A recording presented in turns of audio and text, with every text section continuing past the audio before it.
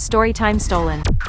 I met my long-term boyfriend, Clark, in high school when I was a freshman, and he was a sophomore. We dated for all of high school, and eventually got engaged in my second year of college. I thought we would be together forever, but after everything that has happened, I can't believe I stayed with him as long as I did. I won't ever forgive myself for not being able to feel how evil he is every time he touched me. Clark was really sweet and nice for the most part, but there were times his mask slipped, and I should have paid attention. One time that stands out the most to me was this day Clark came over to my house. We were in my backyard just hanging out when my neighbor's dog wandered over to where we were sitting. I had been around this dog thousands of times, and she was always super friendly and happy, but on this day her head was low, and she just stared at us and growled. I wanted to comfort her, so I reached out to pet her, and she bit my hand. It was just a nip, and I really didn't think it was a big deal, but Clark was furious. I spent the rest of the day trying to calm him down, and when he was finally calm, I thought that was the end of it. But now I know it was the beginning of an 8-year nightmare. A couple of days later Clark brought me a necklace. It wasn't in a box, it didn't have any tags, and it looked worn. It was a simple green gem, which also didn't make sense, because I hate the color green, and my birthstone is blue. I didn't want to seem ungrateful, so I just thanked him, but I couldn't shake the feeling that I had seen the green stone somewhere before. Later that same night my neighbor stopped by to ask if we had seen their dog. I didn't have any proof, but there was this pit in my stomach. I didn't want to believe Clark had anything to do with it, so I just ignored it, but I never saw that dog again. Over the years Clark would bring me more of those weird gifts. They were always very clearly worn, and I started to think Clark was stealing things and giving them to me. I wanted to ask him about it, but his temper could be pretty bad, so I never brought it up. The final straw was when Clark gave me my engagement ring. He proposed a few days before without one, and I said yes, because I didn't care about the ring. He told me he was waiting for the ring to be sized, and he would have it soon. But when he gave me the ring, I took one look at it and I knew it was just like all of the other jewelry he had given me. I got really angry, threw the ring at him, and decided to think things through at my parents' house. I had planned on waiting a week and talking things out with Clark, but he didn't give me a chance. Clark was caught running away from the scene of a horrific crime. In his pocket they found a necklace and a ring he took from the body he left behind. When I heard that, it all came crashing down like a ton of bricks. I just knew all the jewelry he had given me over the years came from other girls he had done the same thing to. I worked up the nerve to take everything out that Clark had given me, and count it. There are 43 pieces of jewelry, including the engagement ring. Now I wish they were stolen.